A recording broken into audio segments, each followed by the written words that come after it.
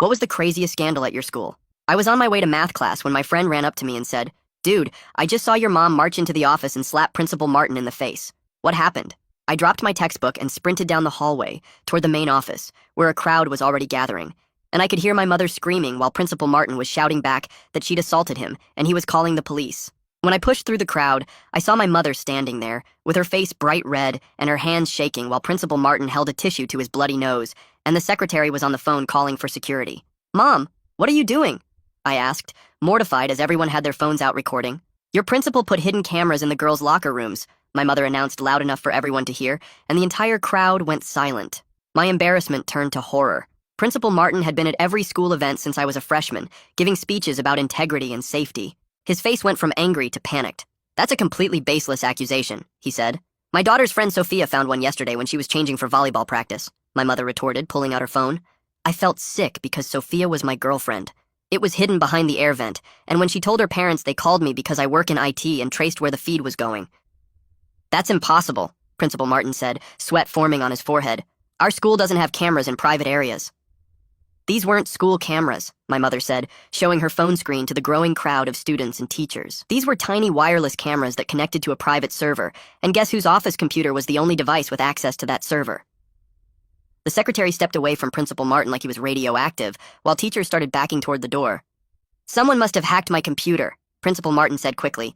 "I would never do something like that. I've been an educator for 20 years. When I accessed your server, I found your Amazon account still logged in with the purchase history showing you bought 12 micro cameras 6 months ago," my mother said, scrolling through her phone. 6 months meant he'd been watching students all school year, and my skin crawled thinking about every girl who changed for gym class having no idea they were being recorded. "You hacked into my computer?" Principal Martin shouted. "That's illegal! What's illegal is recording minors changing clothes," my mother shot back, and several teachers started shouting while trying to get students out of the office. The vice principal pushed through the crowd looking horrified.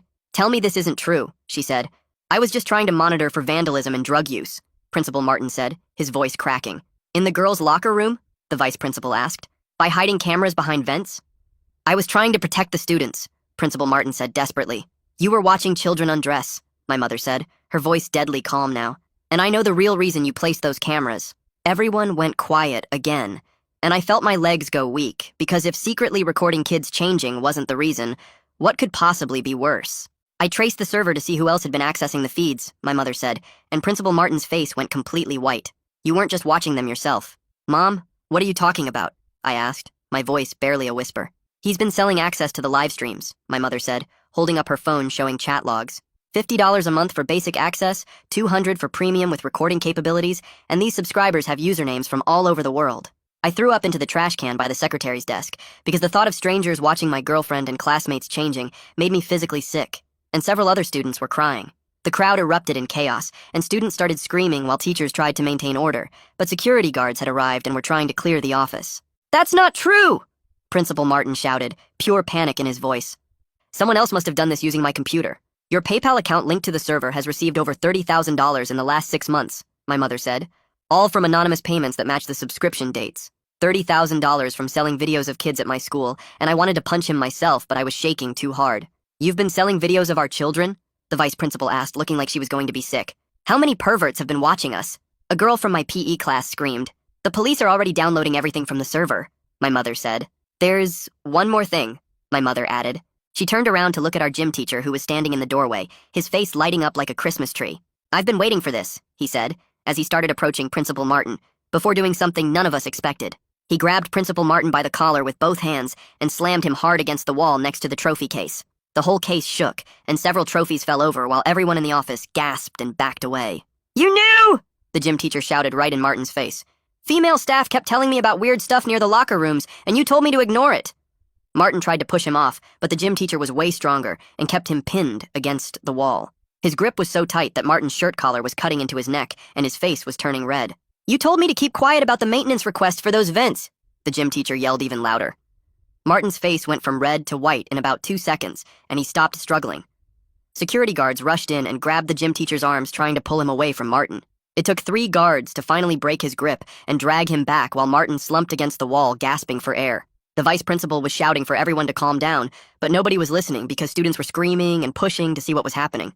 More teachers arrived and started herding students out into the hallway, but everyone had their phones up recording everything. The The gym teacher was still trying to get at Martin even with 3 guards holding him back. Police sirens suddenly filled the air and my stomach dropped even more than it already had.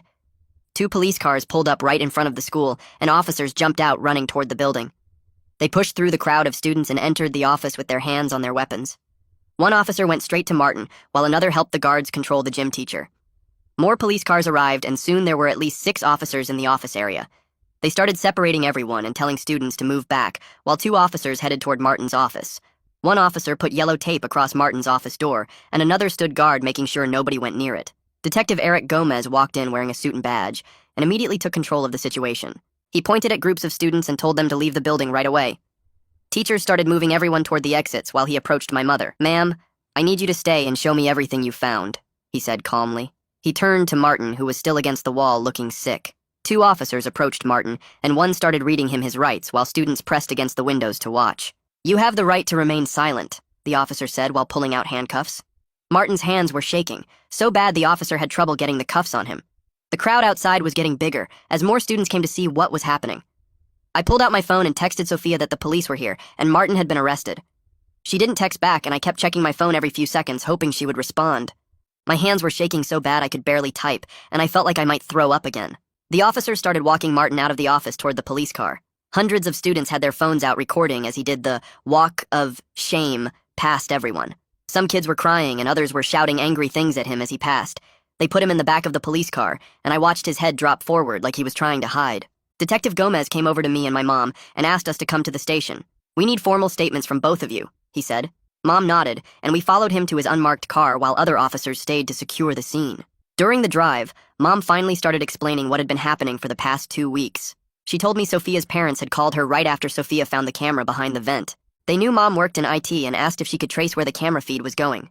Mom spent days tracking the signal and following digital trails to find the server. She discovered it was hidden on the school network, but only accessible from Martin's computer. She found his Amazon purchase history still logged in, showing the camera purchases from 6 months ago. She also found the payment system he set up for selling access to the live streams. The whole time she was gathering evidence she couldn't tell anyone except the police. She had been working with detectives for a week, helping them build the case. They wanted to make sure they had everything documented before arresting him, so he couldn't destroy evidence. We arrived at the police station, and Detective Gomez led us inside to an interview room. He told us Sophia and her parents were in another room giving their statements right then. I wanted to see her, but he said we had to stay separated during the investigation. He explained that because the videos had been sold to people in other states and countries, it was now federal. The FBI Cybercrimes Unit was already involved and agents were on their way to help. He asked me questions about Martin and if I'd ever noticed anything strange about him. I told him about how Martin was always at every school event taking pictures. He wrote everything down and asked if any other students had mentioned weird experiences. While we were talking, we heard shouting from the hallway outside the interview room. Tyler Rodriguez was crying and yelling while his parents tried to calm him down. "Ashlyn was changing in there every day," Tyler screamed through his tears.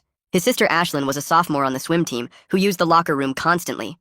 Tyler's dad was bright red and looked ready to kill someone as he paced the hallway. His mom was crying and holding Tyler while trying to keep his dad from doing something stupid. 2 officers had to physically block his dad from going toward the holding cells where Martin was. Detective Gomez excused himself to help calm the situation while we waited in the interview room. When he came back, he told us more families were arriving as word spread about the arrests. He said the FBI had already started tracing the IP addresses of everyone who bought access. Mom pulled out her laptop and showed him the documentation she had gathered over 2 weeks. She had screenshots of chat logs and payment records and IP addresses from over 30 countries. The detective's eyes got wide as he scrolled through page after page of evidence. He called in another detective, and they both started going through everything Mom had collected. They said this was one of the biggest cases of this type they'd ever seen. Mom hadn't slept in 48 hours, but refused to rest until every bit of data was preserved. Later that night, our house became like a command center with forensics people everywhere. They set up computers in our living room, and Mom worked with them, organizing all the evidence. FBI agents arrived and started copying everything from Mom's laptop to their secure servers. They worked through the night, making sure nothing would be lost or corrupted. Mom showed them back doors into Martin's server that he didn't even know existed. She had found ways to recover deleted files and chat logs he thought were gone forever. The agents kept saying how lucky they were that Mom had found everything before Martin could destroy it. The next morning, I barely slept and got to the school early to find the parking lot packed with police cars and news vans. The superintendent stood at the front entrance, directing everyone to the auditorium for an emergency assembly, while security guards checked student IDs at every door. I found a seat in the back as hundreds of students filed in, looking confused and scared. The superintendent took the microphone and told everyone that Principal Martin had been arrested for placing hidden cameras in the girls' locker rooms and selling access to the footage online. Half the auditorium started crying, and several girls ran out through the side doors with their hands over their faces. She promised the district would cooperate fully with law enforcement and bring in extra counselors to help students process what happened. April Stevens, our school counselor, was already setting up a crisis support center in the library with folding tables and boxes of tissues. Within an hour, the line of students waiting to talk stretched down the hallway and around the corner. They had to call in counselors from 3 other schools just to handle everyone who needed help.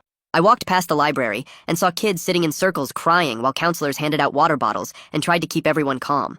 Outside the main entrance, Chuck Hodges from Channel 7 News had set up his